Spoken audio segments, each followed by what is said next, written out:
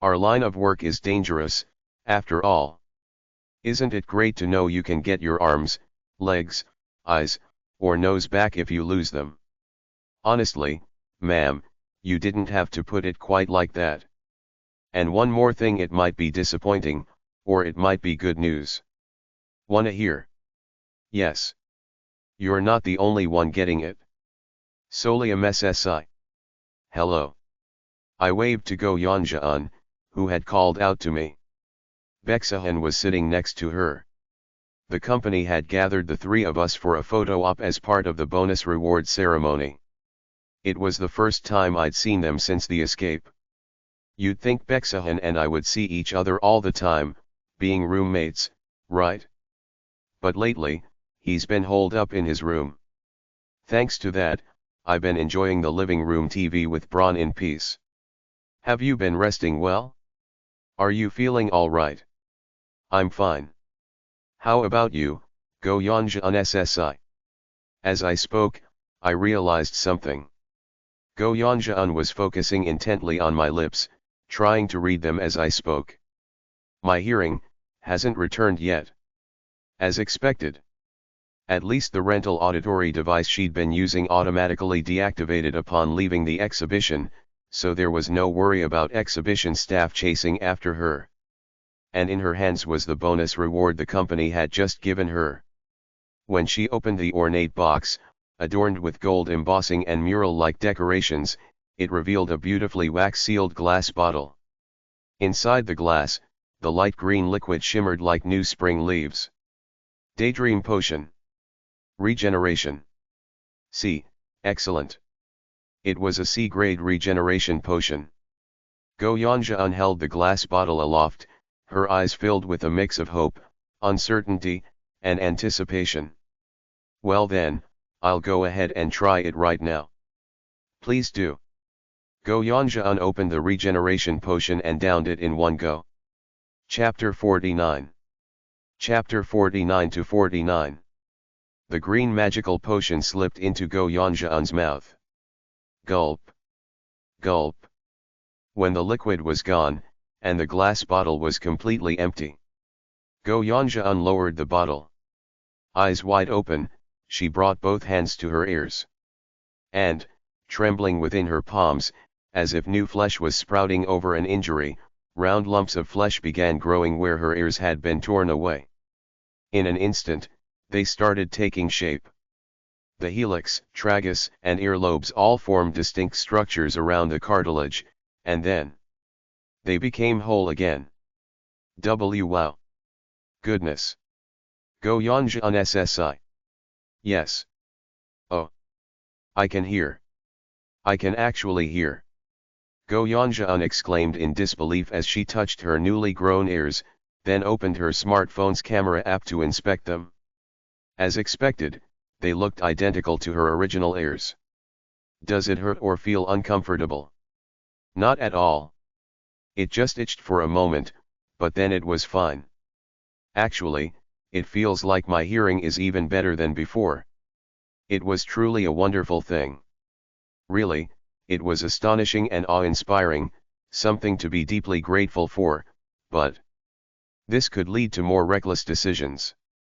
In this company, if a high-grade darkness was confirmed to involve unavoidable severe physical injuries, low-class regeneration potions were sometimes issued as standard equipment. And once people get used to that, employees would gradually begin to feel indifferent about losing parts of their bodies. It's hard the first time, but after the second, it gets easier. Is that really a good thing? I glanced to the side with a strange feeling. Baek was staring somberly into the ornate box containing his regeneration potion. With one eye. Pardon, Baek SSI. Go Yeonjeon hesitated before speaking cautiously. Losing vision in one eye has a bigger impact than you'd think. Depth perception, field of view, even balance are affected. It might be better to use it and regenerate your eye, even if it feels wasteful. Mind your own business. Go Yeonjeon almost showed a "what's with this guy" expression but chose to let it go, perhaps reassured by the return of her ears. After some hesitation, I added, given the risks of our work, there's always the chance of more injuries later. Saving it for emergencies isn't a bad idea either. Oh. That's true. Beksahan suddenly trembled slightly as he stared intently at the box. Hey. Why did he suddenly look like he was debating, should I just use it now, after I backed him up? Anyway, I ignored him and carefully stashed my own box. My heart beat a little faster. It was my first time seeing such a famous, powerful, and non-threatening symbolic item in person. The symbol of daydreaming. The magical potion. I better keep this safe. At that moment, excuse me, Solium SSI. Yes. I meant to say this earlier, but I wanted to formally thank you. Go Yanjian looked at me and bowed slightly. Truly, truly. Thank you. Huh. For fighting that machine alone to let us escape. Go Yanjian SSI, you weren't in immediate danger back then. Her ears had already been taken, so there was no more fee to pay. Honestly, the only person I really saved was Beksahan. And that ungrateful punk hasn't even said a single word of gratitude. What a piece of work, this punk. However, Go Yanjian firmly shook her head. No. You came back to save us afterward, didn't you? Even lying that the candle was ours to protect us. No matter how I think about it, you didn't need to do that. You could have just stayed with the D squad. Yeah, but actually. If I gave the candle to those guys with nerves of steel instead. What? Was the situation secure now? Okay, then let's test this and test that, put it through the manual revision process, and farm some points. Just imagining the chaos they would cause made me feel like I'd collapse from a heart attack. I didn't wander around that insane exhibition to find the two of you for no reason. There was something even scarier behind me that drove me to act. And, if I can save someone, it's right to do so. I simply did what I could. So I just shook my head. That's something anyone would have done. Are you serious? It doesn't seem that way. If anything, considering your contributions, both of you deserve promotions as well. I feel a bit guilty being the only one promoted. Go Yanjian frowned. And no, I don't really want to be promoted just yet. Oh, but, Solium SSI, you'd do a great job, though. Suddenly, I felt like I might cry. But, why do you think we should be promoted? You do remember that all the items at the exhibition came out of your pockets, right?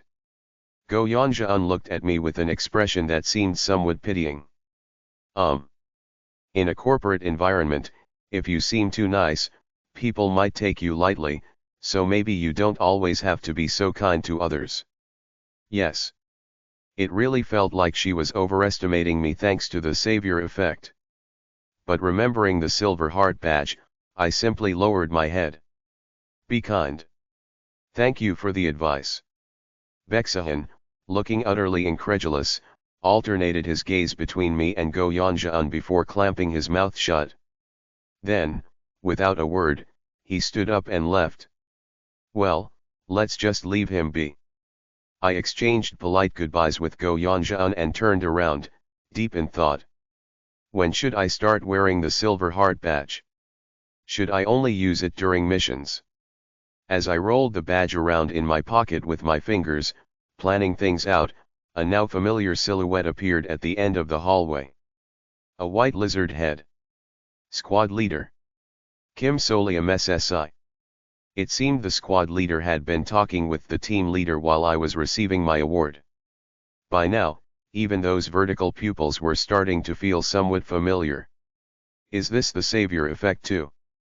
I momentarily recalled the lizard's brutal knuckle strikes that had split the usher machine's needle in two and fell silent. Then, the lizard's vertical pupils shifted toward the empty regeneration potion bottle and its box. Did you use it? Pardon? Oh. It wasn't mine. My colleague here. Go Yanjian SSI used it? Hello, sir. It's nice to meet you. I'm Go Yanjaan. Go Yanjaan bowed her head politely to the unfamiliar lizard, or rather, the squad leader from another team. The lizard regarded her with unblinking eyes. I have a question. Why, yes. Are you the owner of the escape item? Pardon. 3 days ago, in the B-class darkness with the exhibition format, did you possess the cognitive interference item shaped like a candle? Oh. Ah, something like that. Yes, that's correct. Go Yanjaan glanced at me, quickly grasping the situation, and trailed off her sentence. But she didn't outright deny it, showing some situational awareness. Still, she probably felt it was time to make a swift exit. Well then, I'll be going now. With that polite farewell, she quietly slipped away in the opposite direction down the hallway. Good judgment. Relieved, I took a water bottle out of my bag and drank a sip. Kim Solium SSI. Yes. Refrain from repeated lies. I nearly spit the water out through my nose. The more you repeat them, the less effective they become. When did he catch on? For now, I just lowered my head immediately. I apologize. Yes. I thought it would be difficult to persuade anyone to use valuable escape time unless it seemed like my colleague had an escape item. Yes. Though his responses were curt, it wasn't as though he was angry. His voice is calm. This is just how he is, huh? Not a human, but a lizard. I cautiously glanced up. To my surprise, the lizard was, slightly smiling. All humans lie. What matters is the intent and the outcome of the act. It sounded almost philosophical. Does this mean my lie was fine because my intentions were good and the results turned out well? Oh, whatever. I'll be more careful next time. Yes. And with that, the conversation ended. Squad leader Lizard returned to his usual emotionless, reptilian demeanor with vertical pupils. I already thought his personality felt somewhat removed from ordinary people. Now I felt it even more deeply, though not in a bad way. I picked up the regeneration potion box I'd received as a reward from the chair. Friend, is your work all finished? Right then, Braun spoke from my pocket. At work, we'd agreed to avoid idle chatter to keep anyone from realizing I carried a good friend, but since the timing was right, I figured I'd ask. I discreetly let the plush doll peek out of my pocket. Braun. The employee standing next to me right now. Ah, you mean your tall supervisor, the handsome one, right? Yeah. What does he look like to you? Huh. A short pause, as if inspecting closely. Eyes, nose, mouth, and hearing organs all perfectly intact. As a lizard. Lizard. Haha, Mr. Roe dear, you're quite cheeky. Who are you trying to tease? Calling someone a lizard, really? Even Braun doesn't see him as a lizard. Could it be I'm the only one who sees him as one? Kim Solium SSI. Yes, squad leader. I resolved once again, never utter the lizard part of Chief Lizard out loud. Let's go. Squad leader Lee Jae-han began walking toward the elevator. Feigning composure, I followed him and asked, should I return to the office? No. Then, where are we going? We're heading to a restricted area accessible only to supervisors and above. I'll explain how to use it. It's here. In this company, the higher an employee's rank, the more privileges they gain. These privileges include benefits, capabilities, and even access to specific locations. Now that you've been promoted to supervisor, Kim Solium SSI, you are authorized to use 3 additional facilities. Standing in front of an annex, I accepted a folder of documents from squad leader Lee Jae-han. COL1 COL2 COL3. 1 Security Team Rentals Warehouse. 2 Annex, 2 free equipment customizations per year. 3 Fox Counseling Office. From now on, you can withdraw equipment from the security team rentals warehouse.